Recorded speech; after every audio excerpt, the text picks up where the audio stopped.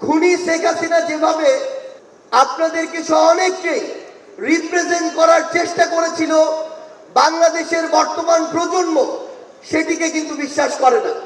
বর্তমান প্রজন্ম ততটুকু বিবেকবোধ সম্পন্ন বলেই এই ফ্যাসিস্ট খুনিকে এই দেশ থেকে বিতাড়িত করেছে এবং তার দেয়া প্রেসক্রিপশন আগামী প্রজন্ম হজম করে না বলেই তাকে এই দেশ ছাড়া করা হয়েছে।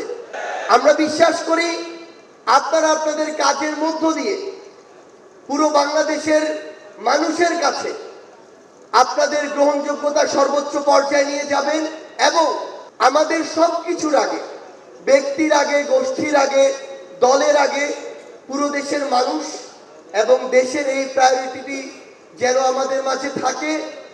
আমরা বিশ্বাস করি 24-এর অভ্যুত্থানে আমরা একসাথে হাতে হাত রেখে কাঁধে কাঁধ মিলিয়ে এমনকি পরিকল্পনার টেবিলে একসাথে বসে যেভাবে আমাদের কাজগুলো করেছি, আগামীর বাংলাদেশ গঠনে দেশের স্বার্থকে সবার আগে রেখে আমরা একইভাবে ঐক্যবদ্ধভাবে কাজ করে যাব।